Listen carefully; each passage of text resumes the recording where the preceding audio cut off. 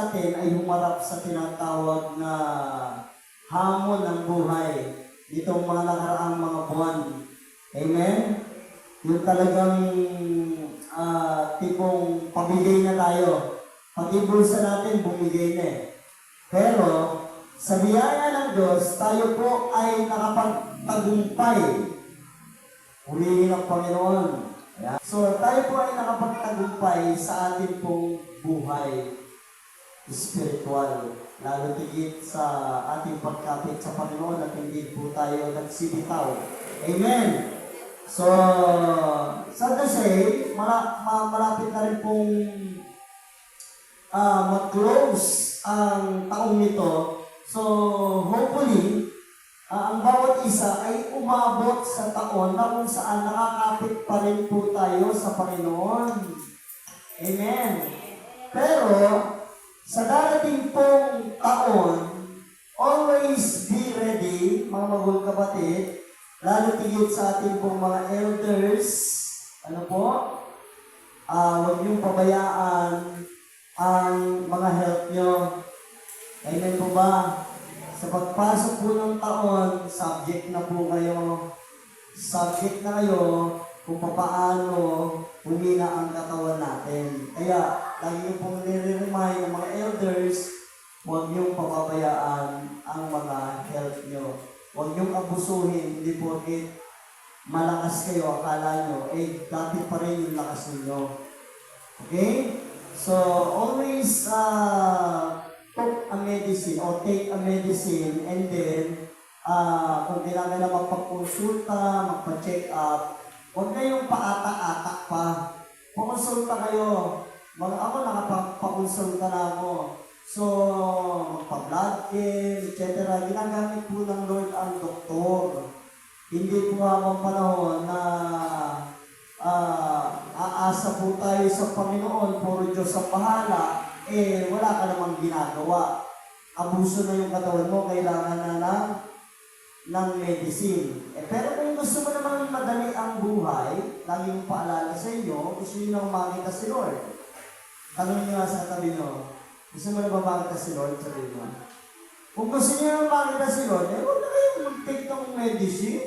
Huwag na rin kayong magpa-check up. Okay lang yun. At least makikita mo na si Lord. Amen po ba? Amen. Huwag na matigas ang ulo, mga kapatid. Yung lakas mo, elders, hindi na katulad ng dati. Kailangan magkaroon ka ng tinatawag na fully trust in God of the confidence of those who trust in God. Magkaroon ka ng kasiguraduhan sa pagtitiwala mo sa Diyos. Ano ba po ba ang ibig sabihin ng confidence? Ito po yung pag-aaralan natin.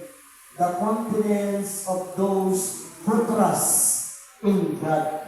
Okay? Of those who trust God. Ayan, in God. Okay? Confidence is the ability to face life with assurance. Ang confidence daw po ay yung kakayahan natin harapin ang buhay na may kasiguraduhan. Hindi po natin kaya. Ako po nagsasabi sa inyo, malakas ka. Oo, sasabihin mo, hindi, wala sa Lord. Katulad nga po nung isang artista, agnostic siya, no? Agnostic, ibig sabihin, mga tao na hindi naniniwala na may God, naniniwala sila sa kakayahan nila. Kilala niyo po ba si J.P. de Guzman? Kilala niyo yun? Baka naman hindi kilala ng mga kabataan natin yun. Yung matatanda, kilala to. Si J.P. de Guzman, isa pong agnostic people. Pero nung napangasawa niya, yung kapatid ni Don Don Lacar, chismis to, no? Nung napangasawa niya yung kapatid ni Don Don Lacar, nag-iba yung pag-iisip niya. Kasi lagi sila nagtatalo about God. Sabi ni Don Don Lacar, walang Diyos. Puro kakayahan lang natin, kaya tayo tatagumpay. Kasi nilakas tayo, kakayahan natin. No? Pero one time, dahil gusto-gusto niya yung babae, gano'n naman talaga eh. No? Dahil sa mahal mo, gagawin mo lahat. Umatay siya ng Bible study, and then nagtaka siya sa sarili niya, bakit gano'n? Ba't iba yung nararamdaman ko? Parang nararamdaman ko na nahihiya ako. Anong una, nung sumama siya sa Bible study, naninigarilyo siya doon sa church. Sige, wala siyang pakialam. Kasi hindi siya niniwala na may Diyos eh. Isip niya sa mga born again, isip niya sa mga Christian, mukhang mukha lang ng mga, ano lang, parang nababaliw lang. No? Kaya, nung time na nawala yung karir niya, medyo yung buhay niya, saka siya nakatagpo ng isang babae na kung sa magdadala pala sa kanya na sa paniniwala na may Diyos. Amen? Napatunayan niya, ngayon hiyang-hiya siya doon sa ginawa niya noon, doon sa church, na kung saan, ba't ganun lang ginawa ko? Isip ko kasi, kaya kong mag-isa, kaya ko lahat ng lakas doon. Hindi po natin kaya lahat. Kailangan po, lagi po tayo may confidence sa pagtitiwala sa Diyos. Amen? Yung pagtitiwala natin sa sarili, kung minsan, doon tayo bumabagsak eh. Doon tayo nawawala sa sobrang tiwala sa sarili. Na hindi na natin nakikita, may Diyos pala na dapat pagkatiwalaan natin. Kaya, those who trust in God must be a confidence with God. Amen? So, kailangan may confidence tayo. So, ibig sabihin, the ability to base life with assurance, not just react to circumstances, binds, sabi dito, the quality of confidence which leads one to stand under, endure, or undertake anything. This is the assurance and boldness. So, kayang-kaya mong harapin eh. Kayang-kaya mong harapin yung isang bagay ngayon dahil may confidence ka sa God. Ang Christian confidence, mga bagong kapatid, no? Christian confidence because he knows the end of the story. Ang mga Kristiyano, alam nila kung hanggang saan ahantong ang buhay. At dahil may confidence sila, sigurado na sila na magtatagumpay sila sa buhay. Amen po ba? Ito lang yung monitor natin dito. The quality of confidence which leads one to stand under, endure, or undertake anything, assurance, boldness. So, alam ng mga Kristiyano na kung saan they live in secured life, pero minsan, ito nangyayari. Marami pa rin mga Kristiyano na nagtitiwala sa Diyos na sinasabi na may sigurado na ako sa Panginoon, pero meron pa rin tinatawag na insecurity in life. Ibig sabihin, nagdadaw, nag-aalinlangan. Totoo bang naniniwala ako sa Diyos?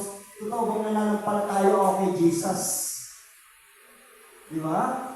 So, maraming mga tao kaya bumabagsak ang career because lack of confidence in God, lack of trusting God.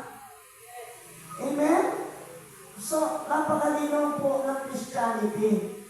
Ang Christianity ay yung lubusan mo ipagkakatiwala sa Diyos ang lahat ng bagay. Sa pagtitiwala mo sa Diyos, merong ang tinatawag na pagsunod sa Diyos. Hindi po ito ganun kadali. Nagtitiwala ka sa Diyos, hindi ka naman sumusunod sa Panginoon o sa Diyos. So, in Christ, we are the righteous of God. We are the joint heir with Christ. You are a new creature. Sabi ng katuruan dito. You share in all Christ has done for you. Hold fast to that confidence. You are confident because you trust in God. Okay, basahin natin yung Hebrews 3:14. Hebrews 3:14.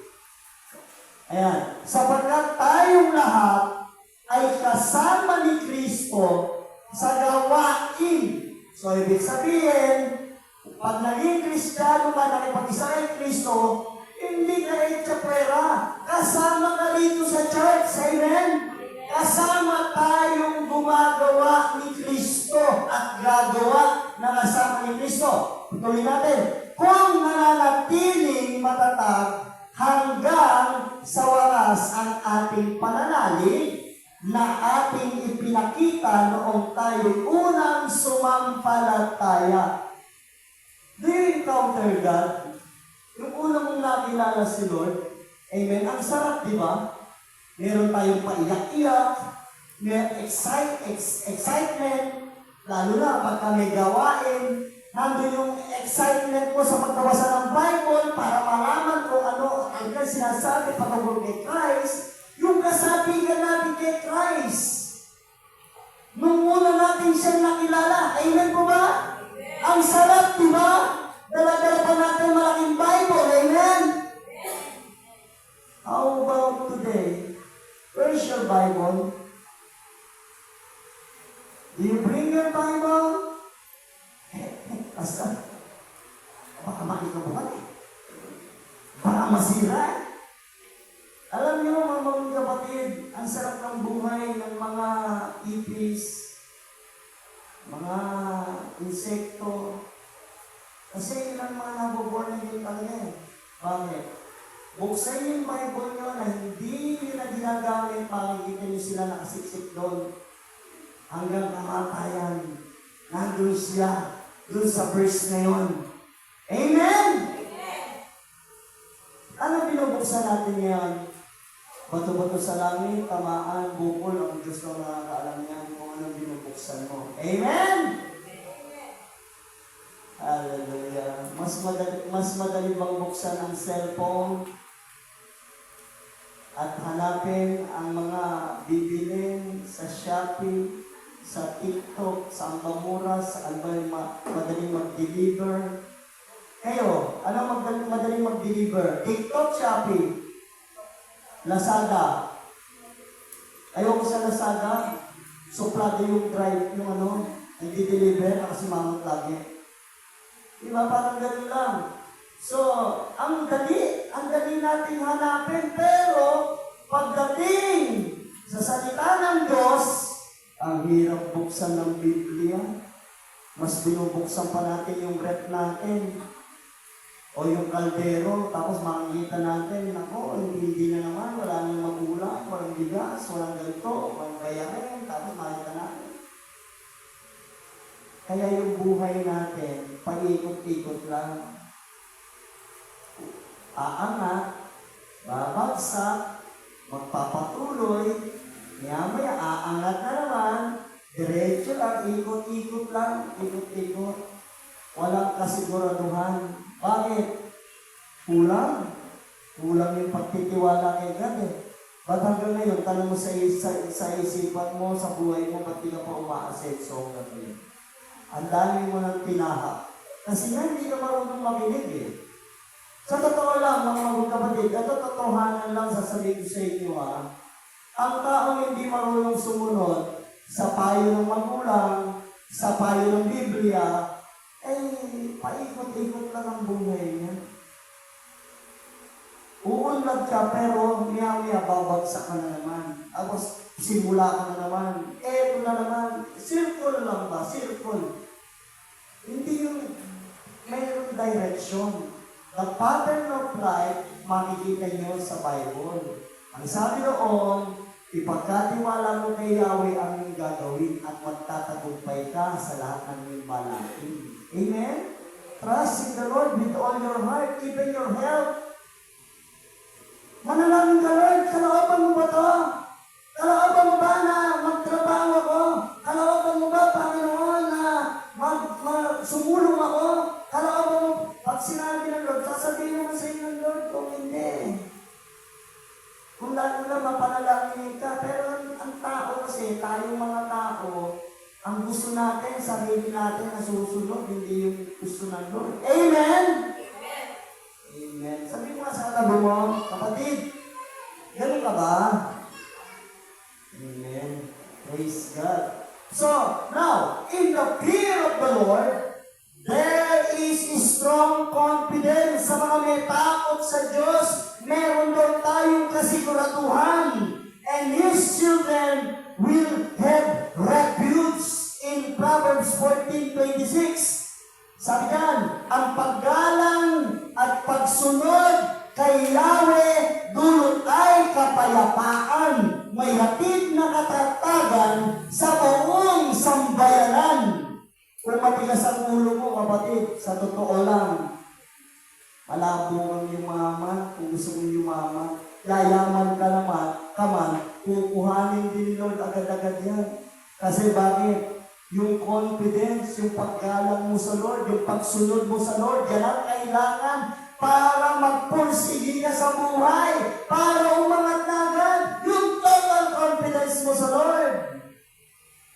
Sa pagharap mo sa hamon ng buhay, magiging matatag ka. Hindi yung iiyak ka na lang, bigla-bigla kapag ka nabigo ka. Sa Hong Kong, dahil nagpapakamatay. Hindi ko alam sa Canada. At yun, may nagpapakamatay doon. Walang spirit of death doon eh. Sa Hong Kong, ang dami. Mga katulong, nagsisitalon. Kasi nung umabroad sila, nabalitaan nila, yung asawa nila na babae, na pinapadala ng pera. Tapos, yung mga nagsitalon sa Hong Kong, traumatic. No? Bakit? Kasi nga, problemado sa pamilya. Walang isa lang nagtatrabaho, walang ginawa yung pamilya, humingi. Alam niyo, sa totoo lang, kapag may na-abroad sa inyong mga kamag-anak, magsumikap kayo dito sa huwag niyo silang huwag niyo silang, ang tawag doon, hingan. Papayaan niyo makaipon, papayaan niyo sila na kung ano ang ipadala sa inyo, yun lang, magpasalamat kayo sa Diyos. Amen? Dapat ganun, aasenso yung mag-a-abroad kapag ganun. Pero kapag may umabroad, asa ang buong pamilya, tapos walang trabaho, ang bawat isa hindi mapakinabangan, ito reality. Talaga magpapakamatay yung mga nandoon. Amen? Amen. Huwag tayo po ganun. Sa mga susunod na generation, magkakaanak kayo, o huwag yung asahan anak nyo, magtrabaho kayo mag-asawa. Maging masaya tayo na ang anak natin pinagpapala. Alam nyo, yung isang anak kong babae, nung nagpaalam siya sa akin, sabi niya, 18 years old, mag-aano na ako, magsosolo na ako, mag-independent ako, payagan mo na ako. Nagpaalam siya, sige, basta 18 years old, pero huwag ka muna lalabas sa puder ko hanggang 17 ka. Nung nag-18 siya, nag-debut, pinayagan mo na mag-adventure sa Manila, doon sa lola niya. Hindi ko na siya pinakailaban hanggang ngayon. Pati kumikita na siya, naging na pag-aral, tapos naging supervisor ngayon sa isang department store. Pero hindi ko, hindi naman si Papa ng hindi naman gano'n, yung sahod mo, hindi, masaya ako kapag pinagpapala ang mga anak ko. Amen? Hindi ko obligasyon. At tayong mga magulang, obligasyon natin na palakihin, narugain lang ang mga anak. Amen? Tayo magpupundar sa mga anak. Hindi ang mga anak ang magpupundar sa atin. Kung mabait ang anak mo, di tumanggap ng respeto sa iyo, tumanggap ng Amen? Tumanggap tayo ng benepisyo. Kung mabait ang anak mo, kung marunong tumanaw ng utang na loob. Pero kung hindi, okay lang. Aanihin naman niya yun Basta siya, pag naging magulang, palakihin niya yung mga anak niya. So, mahirap sabi ko din, si Prince, nung nagtrabaho sa Sumi, ang sabi ko lang sa kanya, yung tithes mo lang para sa Lord, ang ibibigay mo sa akin, yung sahod mo sa iyo yan. Only the tithes, ibigay mo sa Lord. Amen? So, yun ang obligasyon natin magulang Kaya nga, may confidence tayo sa Lord. Sa lahat na may takot sa Lord, dapat sumunod sa Diyos para magtagumpay sa buhay. So ito po, the reason for confidence, ang dahilan kung bakit tayo matatag, ang dahilan kung saan ba tayo bumabangon. Tanungin mo nga sa katanong mo, kapatid, kanino ka ba bumabangon? Amen? Kanino ka bumabangon? Either your children, sa anak mo. Kaya ganyan, kailangan maging matatag ka. Amen? Kasi may mga anak ka na dapat punuin. Kaya ka naging matatag kasi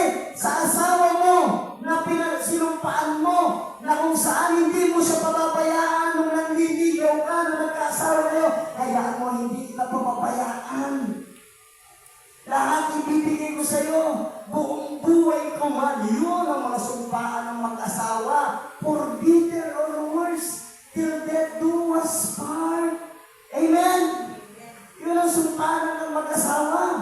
Itataguyod kita. So, para sa kanya ka bumabangon.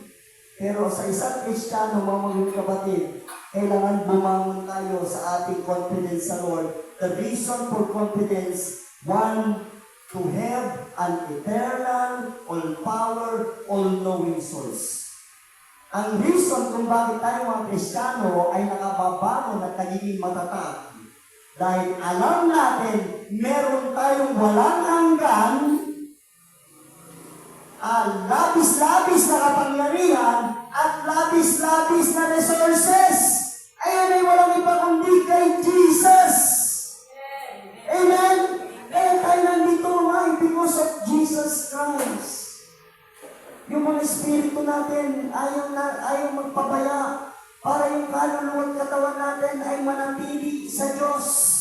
Ano po ang sabi ng Proverbs 3:26? For the Lord will be your confidence and will keep your foot from being touched. Okay, ang sabi dyan, sapagkat tiwala kang si Yahweh ang kaagapay mo.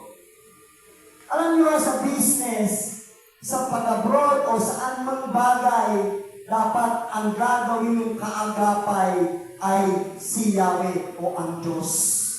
O kung sino-sino, ang kaagapay talaga ng mga business mind ay si Yahweh. Ayan po ang natutunan ng ating kapatid na si Ching Kitan. Panoorin niyo yung mga vlog niya, yung mga ano niya. Matututo kayo how to invest money, how to save money, how to paggamit ng money. Amen? Buti pa si Ate Josie, alam na alam. Amen? Praise God. So, purihin ang Panginoon. Amen? So, ibig sabihin, kailangan yung mga resources mo, alam mo kung kanino ka uugnay para yung pangarap mo, makamtan mo. Dahil alam mo, meron kang eternal God, all-knowing God, and all-powerful God. Yun ang resources mo. Kaya niyang magpagaling, kaya niyang magpala, kaya niyang palaguin ang anumang bagay, kaya niyang paabutin ang pangarap mo, kaya niya lahat. Walang imposible sa Diyos. Bakit kailangan? Ano yung reason? Bakit ka bumabangon o nagiging matatag? Number 2, God will complete the work He began in you. So, pinagpapatuloy ng Diyos o kumpletuhin ng Diyos yung pagtitiwala mo sa Kanya o kumpletuhin ng Diyos yan kapag nagtiwala ka ng lubos sa Kanya. Ano bang pangarap mo? Itulog mo sa Lord. Baka nakakalimot ka na sa Lord. Mga magulang kapatid, alam nyo, hindi tinotolerate ng Lord yung mga nako-compromise. Kristiyano na, compromising pa. Amen? Nasaan si Kristo sa'yo? Kaya kapag may nakita, narinig ng mga tao, yung bunganga mo, parang sinasabi nila, Kristiyano na ba yan? Kapag nakita ka ng mga tao, nasa umpukan ka, na dati wala naman, Kristiyano ba yan? Kaya hindi nakikita si Kristo, napapahiya si Kristo sa bawat isang Kristiyano na kung saan hindi sumusunod sa patakaran ni Kristo. O sa tingin nyo, dadaloy ang blessing? Mabigat. Mabigat. Mawawala. Lahat ng mga pinaghirapan mo, automatic mawawala. Nung ako po, mga maulong kapatid, sa biyaya ng Diyos, hindi pa ako nakakilala, hindi pa naging pastor. So, ang dami-daming blessing. Akala ko puro blessing. Akala ko puro pagpapala. Dahil ang alam ko sa sarili ko, lubos ang pagtitiwala ko sa Kanya. Nananalangin ako, pumunta ako sa iba't ibang simbahan. Pumipila ako sa simbahan ng Quiapo. Tapos, naramdaman ko, may pagpapala, ang dami-dami, ang dami pera, ang dami-dami ng ATM. Humahawak po ako ng milyon, pero hindi ako pera sa Toyota. So, pero nakahawak ako, wow, ang dami-daming pera, pagpapala talaga. dahil nga yung confidence ko, isinali ko sa akin isang bugso. Lahat ng mga nakikita ko sa aming bahay na ibenta lahat. Lahat ng mga ATM ko, nasimot lahat. Lahat ng mga pinunda ko, nawalang lahat. Lahat nawala. Nawala, pati mga mahal sa buhay. Nawala. Why? Because naging matigas ang ulo mo. Ilang taon akong nag-drugs? 3 taon. Wow. Na-encounter pa namin sa mga drugs, sa mga artista, etc. Totoo may mga artista at pagkabi. Kasi hindi tayo sumunod sa Lord. Amen! Wala akong ginawa kundi nandun ako sa mga beer houses. Nandun kami sa Miss Universe nung araw na yun. Gabi-gabi. No, alam niyo yung Miss Universe? Sa Pasay, pinupunta ng mga Hapon, Indian, mga foreigner. Tapos may mga babae doon, ng mga batang babae na Kaya yung mga lalaki doon nagpupunta, nakagawa ganun mata. Naranasan ko po yun bago ako naging pastor. Pero hungkag lahat ang kaligayahan sa mundo. Kinuha lahat ni Lord kapag hindi ka pala sumusunod sa Diyos. Malabo kang makamtan yung nais mo. Hanggang dyan ka na lang. Iikot ka sa circle. Kasi matigas ang ulo mo eh.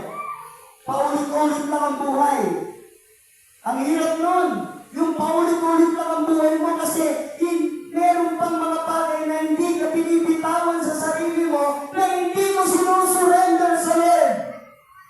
Yung inaakala mo na nandiyan yung blessing, mauudot na naman.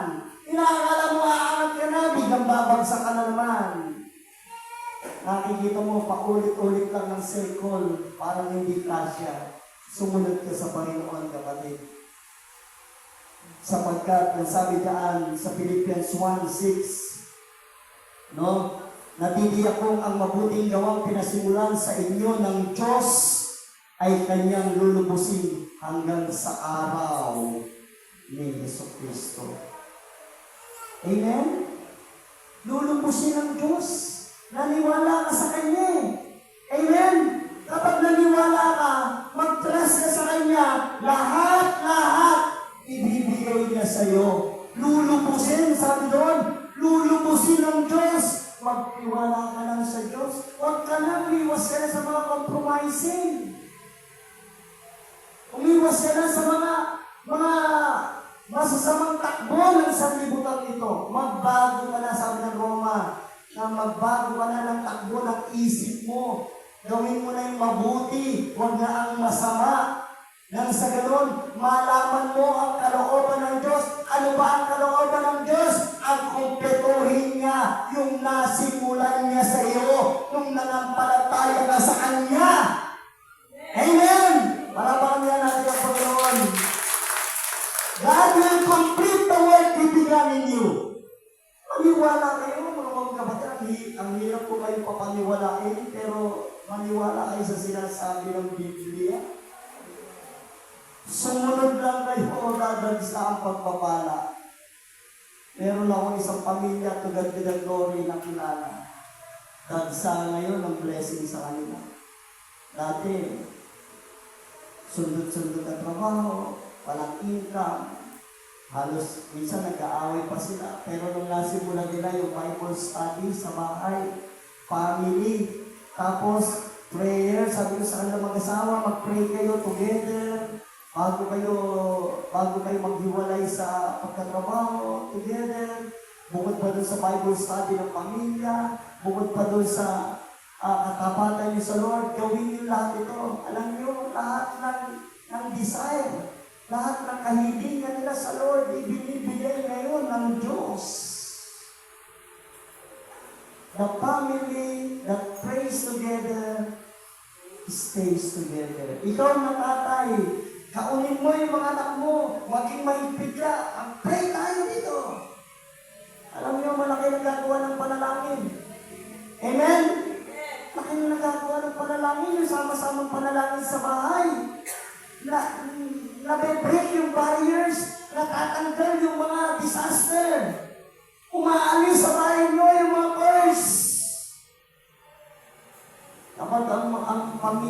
ay sama-samang nananalangin.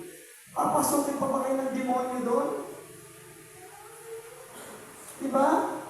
Pero kapag ang bahay mo pinuno mo ng galit, poot, hinanakit, mura dito, mura doon, ay, tuwang-tuwa ang mga demonyo dyan. Ay, pasukin natin yun. Ano natin yan? Kakampi natin yan. Kristyano yan. Uy, Kristyano, tingnan mo mga puso, iitim. Tara, pasok! Pasok! O, party-party tayo. Sige, magmura ka. O, ito, party-party kami dito, ha? Ganun na mga demonyo, hindi nyo na nakikita. Gusto makakita ng demonyo? Ha? Gusto mo talaga totoo makakita ng demonyo?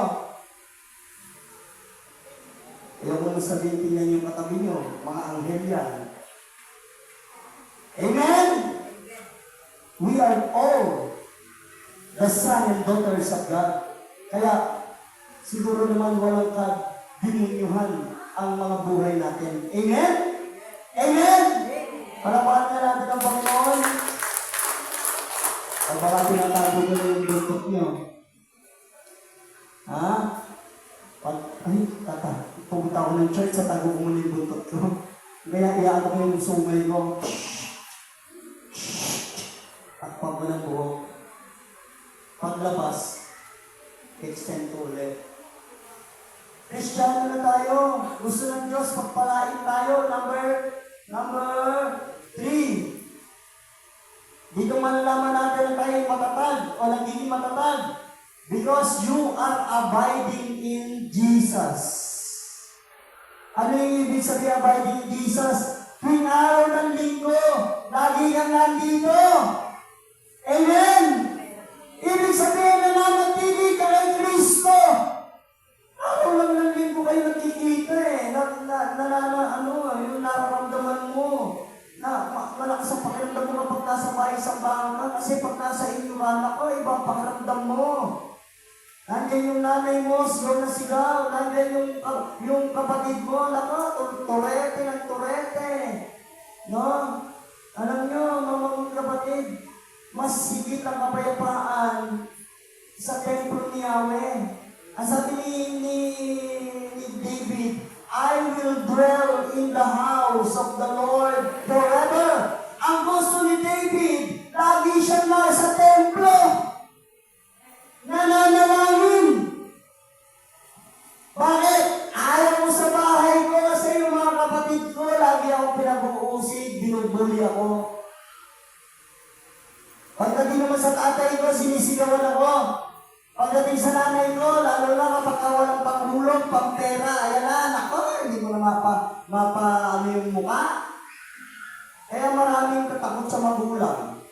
Hindi dahil takot, dahil nga mabait. Takot kasi pagka iyon wala ng pera, tumabi-tabi ka. Amen? Kaya kayo mga anak, alam nyo na, kahit hindi man natin obligasyon sa magulang yan, gawin natin yung tinatawag na pagtanaw ng utang na loob sa kanila. Ewan ko ba, bakit ang tao nahirati na malungkot kapag walang pera? Tingnan mo yung katabi mo kung may pera yan. Tingnan nyo lang, ayaw nyo tingnan. May pera wala? Oo, meron. Paano nyo nalaman? Nakangiti eh. Ang sarap kasi kapag nasa church, yung inakala mo walang pera, nagkakaroon ng pera, ang tingin mo 500 sa kanya. May salamin ka, pero wala naman. Diba? Ayun ang confidence. Amen? Kristiyano ka na, kapatid. Kristiyano ka na. Nakikiusap ako sa iyo para dumalay ng gusto ang pagpapala sa iyo. Manatili ka kay Kristo bilang Kristiyano. Amen? Manatili kayo sa Diyos. May hinihingi kayo sa Diyos, agad na bigay ni Lord. Manatili kayo sa Kanya. Manalangin kayong mag-asawa, manalangin kayong ng mga anak mo habang maliit pa sila. Hindi ka kayo, i-gather mo yung anak mo, kayong 3, 4, 5, kawakan mo sila, manalangin ka, umiyak ka, okay lang yun. Kasi para maramdaman ng mga anak mo Yung sakripisyo mo bilang magulang at tinataguyod mo sila habang may guidance si Lord. Amen? Hindi yung puro galit po, tinalakit man. Huwag mong tataliman yung mga anak ng galit po, tinalakit sa anumang mga bagay. Always put love, love, love, love, love. Amen? Sa tayong mga magulang, hindi tayo dumadaing sa mga anak eh. Sa totoo lang. Kahit mamamatay na tayo, hindi pa rin dumadaing eh. Hallelujah. Ayaw natin sinasabi ng mga anak natin, sasabihin natin, kaya natin. Kung kailan malala na, saka pang ayaw magpapaano, laki na ng perang gagamitin. Imbis na biogesic lang. Bumuli ka pa ng tugmolo doon. Amen? Si nanay, kailangan na ng tugmolo doon. Bakit? Matigas ang ulo eh. Ano yung tugmolo doon? Untog na natin ang ulo doon. Tigas ang ulo ni nanay.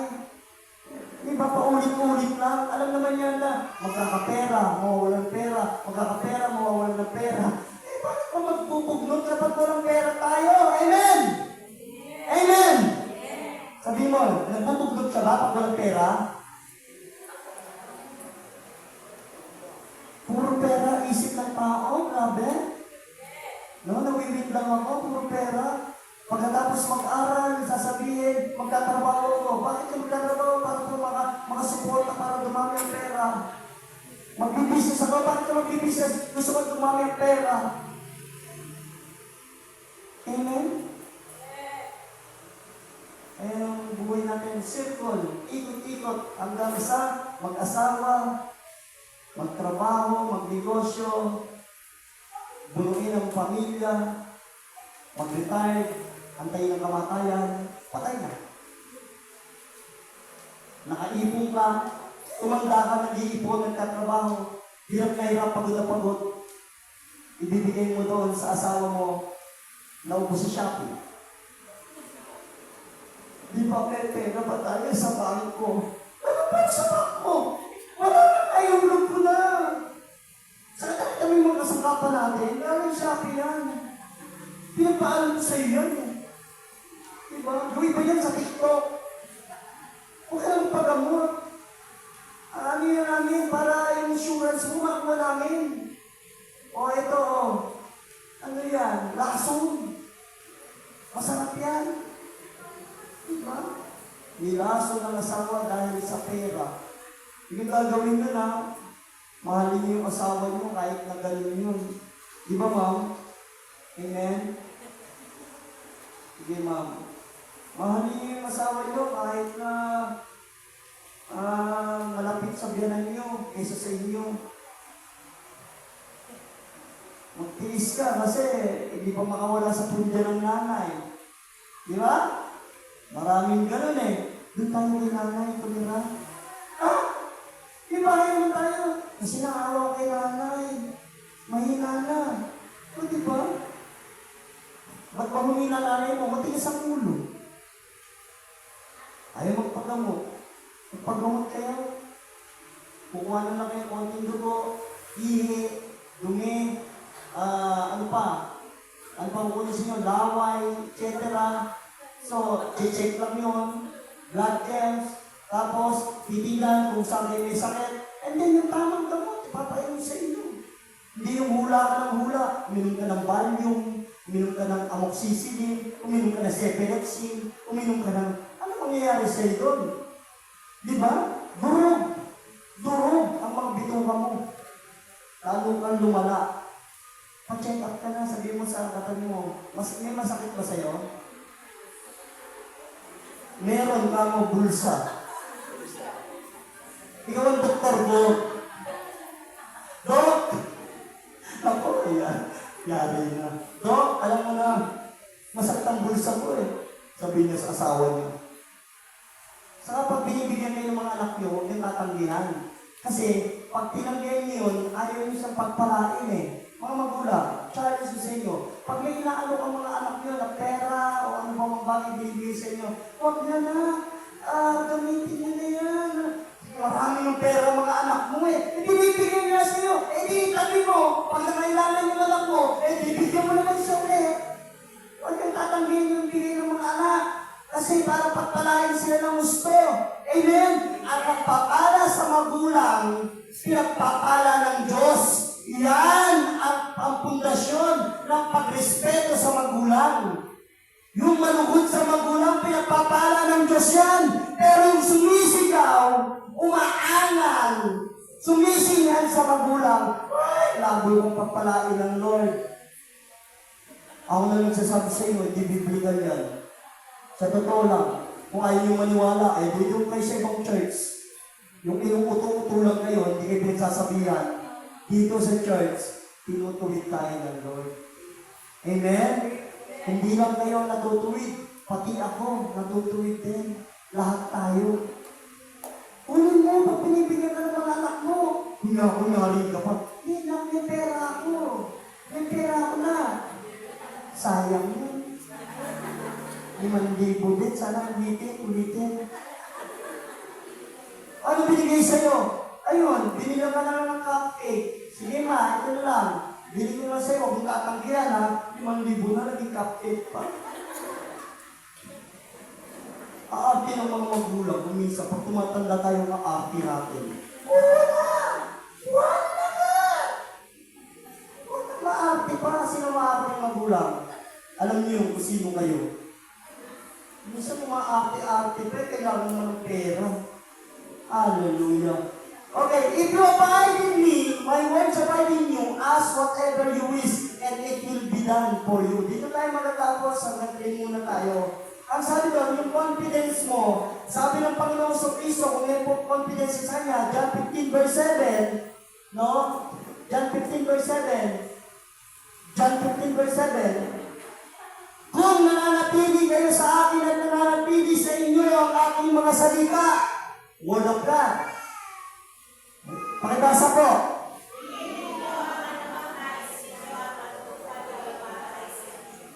Hingin. Nagsisimula yung Bible, ako dami ko nang hiningi kay Lord. Binigay niyo. Binigay niyo. Pakinggan yung hindi ko hiningi. Binigay. Amen? Ang dami ko lang hiningi sa Lord. Pero tumutugon siya sa panalangin talaga. Kung ikaw, marunong kang manatili sa salita niya, sumusunod ka sa Kanya, puro love ang nasa puso mo, hingin mo. Hingin mo. Ano bang nais mo? Sabi ng nais ninyo, at matutupad iyon. Naniniwala kayo? Amen. Naniniwala kayo? Amen. Yung iba alanganin eh. Kasi hindi yung hihingi. Bakit? Hindi sumusunod eh. Ano pang sabi dyan? 15 verse 4. John 15 verse 4. Manatili kayo sa akin at mananatili din ako sa inyo. Hindi magbubunga ang sangang hindi nananatili sa puno. Gayunman, hindi kayo magbubunga kung hindi kayo mananatili sa akin. Ang isang puno, mga magulong kapatid, kapag hindi nanatili sa tubigan ng Diyos, mamamatay yun, malalanta yun. Amen? Hindi magbubunga yun. Pero kung yung puno yun nananatili sa batisan ng Panginoon, mamumunga ng sagana yun. Ang Diyos ang magtitinig nun eh. Kung hindi sa buhay natin, kung nananatili ka sa Diyos, sa Panginoon sa Kristo, sa pananampalataya mo sa Kanya, magbubunga ka. Ano yung ibig sabihin ng bunga? Symbolical. Yung mga nais mo sa buhay, makakamtan mo, yung pangarap mo, mabilis yan. Alam niyo, kapapanood ko ng Chinkitan, kasi nangisa ko sa kanya eh. Bukod dun sa titles na binibigay niya sa Lord, nung natuto siya, ang dami ng blessing na pumunta sa kanya dahil dating, ano lang siya eh, tawag ko extra sa mga movie.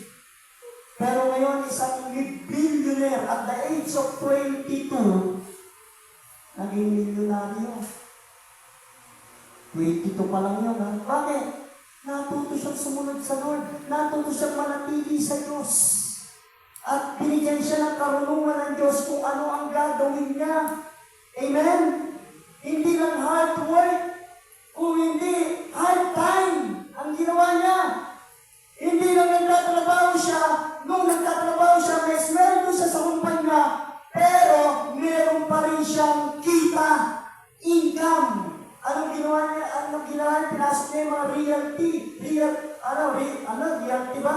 Yung mga nagtitinda ng mga subdivision, lote. Habang nagtatrabaho siya sa kumpanya, may sahod siya. Pag nakadil siya, mas doble ang kita niya. Naging masipag talaga siya. Ang ginawa niya, not only ang hard work, mapapagod ka eh. Trabaho ka ng trabaho, nandun ka na sa isang kumpanya, papayaran ka sa oras mo, tapos na.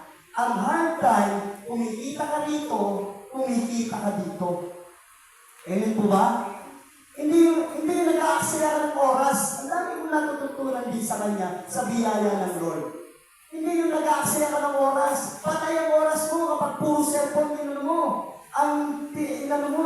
Yung lagi mong tinututukan, puro Facebook. Patay ang oras mo kapag nandun ka lang sa barkada mo. Patay ang oras mo kapag lagi lang kayong happy-happy dito. Patay ang oras. Umisip kayo ng mga oras na kung saan magiging makabuluhan.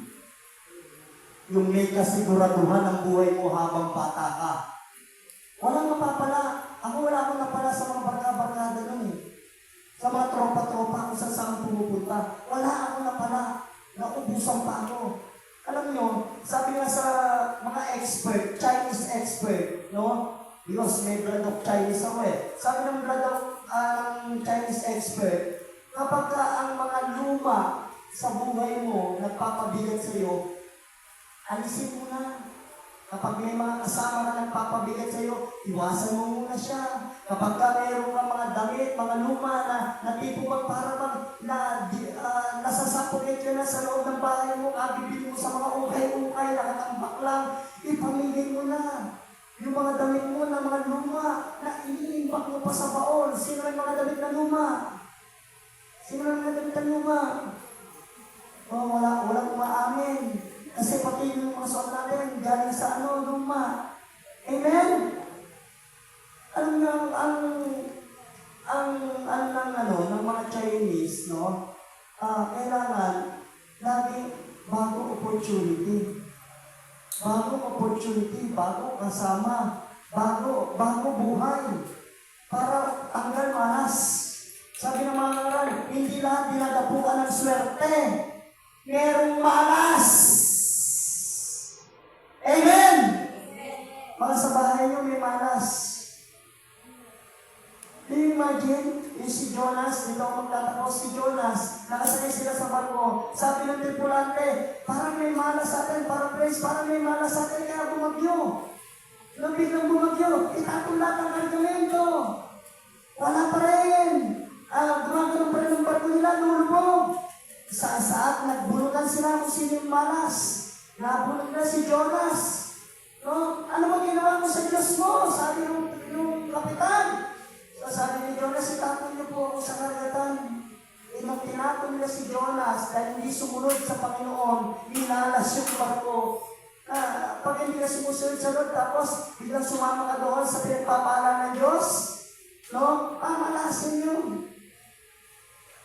Sa totoo lang. So, kailangan sumusunod ka sa Lord, tinapon na si Jonas.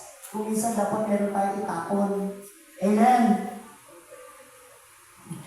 Nay, alam mo na, yung turo kanina, sino dapat itapon dito? Hindi ako Hindi ako.